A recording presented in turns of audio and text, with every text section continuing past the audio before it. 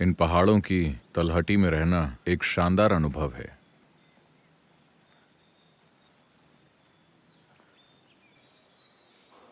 मेरे जीवन के कई दशक, मेरा शुरुआती आधा जीवन इन्हें ढूंढते हुए गुजरा।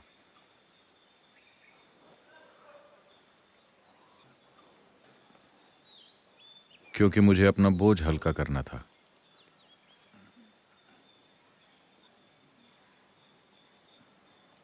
अब मैं मुश्किल से ही यहां रह पाता हूं। On one level, in one way, the spiritual process means to become like a mountain, stable, still. एक स्तर पर आध्यात्मिक प्रक्रिया का मतलब है पर्वत की तरह बन जाना, अचल और स्थिर।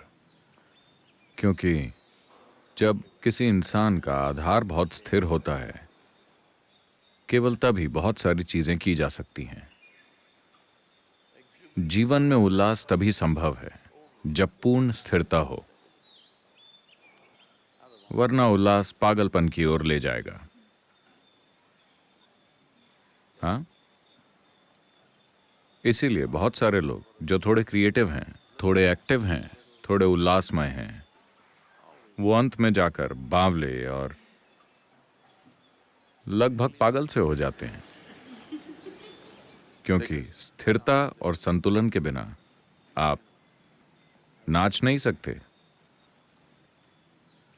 इसी कारण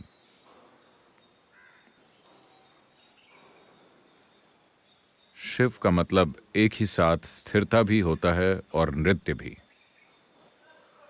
या तो आप उन्हें बिल्कुल स्थिर बैठा देखते हैं, या आप उन्हें एक विस्फोटक नृत्य करते देखते हैं। क्योंकि विस्फोट केवल तभी संभव है जब एक मजबूत आधार मौजूद हो। एक ऐसा विस्फोट जो विनाश न करे केवल तभी संभव है जब स्थिरता हो। लोग अपने जीवन को काबू करके, उसमें काट छांट करके उसे स्थिर बनाने की कोशिश करते हैं। आपकी दादी माँ स्थिरता के लिए ऐसा तरीका बताती रही होंगी, खुद पर काबू करो, तभी तुम में स्थिरता आएगी। हाँ, अगर आप मर जाएं तो आप स्थिर हो जाएंगे। बिल्कुल, Very. मैं आपसे वादा करता हूं। तो आमतौर पर जो लोग स्थिरता की बात करते हैं, वो कब्जियत वाला जीवन जी रहे हैं। आप जानते हैं कब्ज क्या होता है? इसका मतलब है कि ये थोड़ी थोड़ी हो रही है।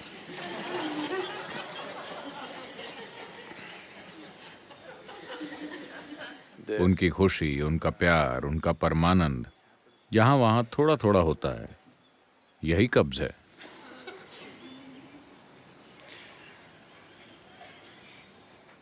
तो स्थिरता यानी ये नहीं कि आपने अपने जीवन में काट छांट करके उसे छोटे से छोटा बना लिया और आप स्थिर हो गए।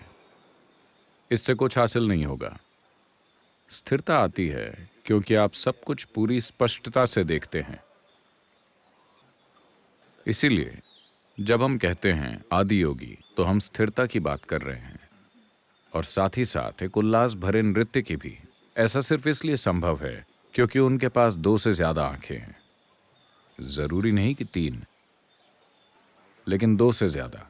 इसका मतलब कि वो आम लोगों से कहीं ज्यादा देखते हैं। क्योंकि वो ज्यादा देख सकते हैं, इसीलिए वो स्थिर हो सके हैं। अगर आप सिर्फ एक ही हिस्सा देखते हैं तो आप स्थिर नहीं हो सकते। तो सारी कोशिश बेहतर देखने की है। Darshan. Seeing, you know. ये पूरी संस्कृति इस बारे में बात करती आई है। आप मंदिर जाते हैं कोई अर्जी देने के लिए नहीं, बल्कि दर्शन के लिए, बेहतर तरीके से देखने के लिए।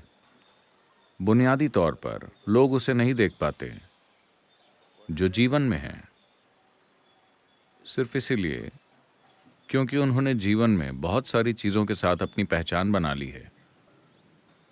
ये पहचान शरीर के साथ शुरू होती है, फिर आगे जाकर उसमें कई और चीजें जुड़ जाती हैं। जैसे ही आप किसी चीज के साथ पहचान बनाते हैं, आपके पूरे मन को ये समझ आता है कि इसे सुरक्षित रखने की जरूरत है, और वो बस यही काम करने लगता है। तो मैं अपने देश के साथ, अपने धर्म के साथ और अपनी जाति के साथ पहचान कैसे खत्म करूं, वो सब करने की जरूरत नहीं है। अगर आप अपने शरीर से अपनी पहचान खत्म कर लें तो सब गया, सब कुछ निपट जाएगा, क्योंकि हर चीज की जड़ वही है। हर चीज बस एक फैला हुआ रूप है आपके शरीर की सीमित चार दीवारी के साथ आपकी पहचान का। जैसे ही आप अपने शरीर के साथ पहचान बनाते हैं, बाकी पहचान अपने आप बढ़ने लगती है। और ये पहचान काफी तेजी से बढ़ती है। आप जो भी कर रहे हैं उसमें आपको जितनी ज्यादा सफलता मिलती है, ये पहचान उतनी ही तेजी से गहराती जाती है। जैसे जैसे ये पहचान बढ़ती है, आपकी नजर उतनी ही सीमित होती जाती है। आपके मन की दुनिया में चल रहा नाटक बड़े से बड़े स्तर पर चला जाता है और आपको कोई चीज देखने ही नहीं देता। आपके अपने विचार और भावनाएं आपको डुबोए रखेंगी। अफसोस की बात है कि ये दुनिया लोगों को लगातार ये सोचने पर मजबूर कर रही है कि जो कुछ आपके मन में चल रहा है वो बहुत महत्वपूर्ण है। मैं दुनिया को ये समझाने में लगा हुआ हूं कि आपके मन में जो कुछ भी चल रहा है वो कचरा है। नहीं सदगुरु, मैं भगवान के बारे में सोच रहा हूं, वो भी कचरा है।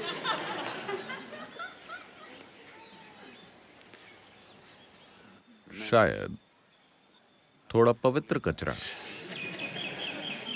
लेकिन वो फिर भी कचरा ही है, क्योंकि आपके दिमाग में न तो भगवान आ सकते हैं, न शैतान, न देवदूत। वहां केवल विचार आते हैं। It's a fool who identifies one thought as sacred, another thought as something else. कोई मूर्ख ही एक विचार को पवित्र और दूसरे विचार को कुछ और कह सकता है। विचार का मतलब किसी ऐसी चीज से है जो फिलहाल हकीकत नहीं है। विचार यानी आपके मन में भरा पुराना कचरा अब सड़ रहा है। आपको जिंदा रहने के लिए सोचने की जरूरत है, इसके या उसके बारे में, लेकिन आपको किसी नई चीज के बारे में जानने के लिए सोचने की जरूरत नहीं है। आपको आत्मज्ञानी बनने के लिए सोचने की जरूरत नहीं है, क्योंकि आप सोच ही क्या सकते हैं। आप केवल अपने दिमाग में भरी पिछली बातों के बारे में ही सोचेंगे, शायद अलग अलग तरीकों से। आपका कचरा चाहे जितने भी अलग अलग तरीकों से सामने आए, उसकी जीवन में कोई अहमियत नहीं है। शायद सामाजिक रूप से थोड़ी अहमियत हो। जब मैं दूसरे देशों में जाता हूं, कई लोग कहते हैं ये एक विचारशील नेता है। ओ,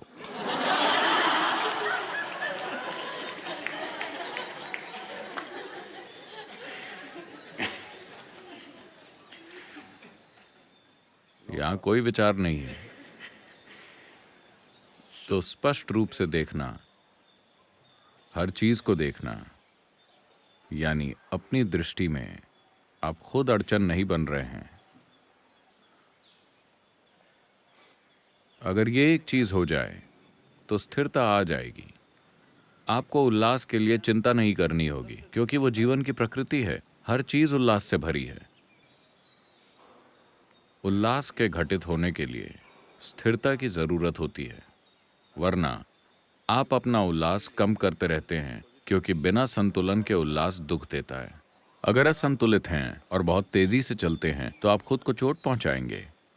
चाहे आप साइकिल चला रहे हो या इस ब्रह्मांड की सवारी कर रहे हो, अगर आप असंतुलित हैं और स्पीड पकड़ लेते हैं, आप खुद को बुरी तरह से चोट पहुंचाने वाले हैं। इसलिए संतुलन बहुत जरूरी है, और ऐसा संतुलन जो किसी चीज को कम करके आए, वो संतुलन नहीं है। वो एक तरह से पैकेज्ड मौत है। हाँ, आपने मौत को एक तरह से पैक कर दिया है, और ये काफी शालीन और गरिमापूर्ण लगती है, क्योंकि मरे हुए लोग हमेशा गरिमामय होते हैं, है ना? उन्होंने कभी कोई बुरा व्यवहार नहीं किया है ना? तो बुनियादी रूप से हर चीज का मूल है दृष्टि की स्पष्टता। और ये तब तक नहीं आएगी जब तक कि मेरे और मेरे शरीर के बीच में एक दूरी न हो। अगर ये दूरी नहीं है तो पहचानों के बढ़ने को रोका नहीं जा सकता। दृष्टि, अगर इन पहाड़ों को देखते हैं तो आपको रोज दीवाना हो जाना चाहिए। हालांकि मैंने इन्हें पूरा जीवन अपने भीतर रखा है, फिर भी मैं इन्हें देखकर दीवाना हो जाता हूं। या तो आप इन्हें देख नहीं रहे हैं या आप सिर्फ नजर डाल रहे हैं लेकिन देख नहीं रहे। एक बार शंकरन पिल्लई ईशा योग केंद्र आए और उन्होंने कहा कि उन्हें ऐसा कमरा चाहिए जहां से सबसे बढ़िया नजारा दिखाई दे। तो काफी सोच विचार के बाद रिसेप्शन ने उन्हें चित्रा ब्लॉक में ठहरा दिया। अगली सुबह उन्होंने शिकायत की, मैंने एक खूबसूरत नजारे वाला कमरा मांगा था, तुमने मुझे यहाँ क्यों रखा है? उन्होंने कहा, इस कमरे से सबसे अच्छा नजारा दिखता है। उसने कहा, नजारा कहाँ है? ये पहाड़ बीच में आ रहे हैं।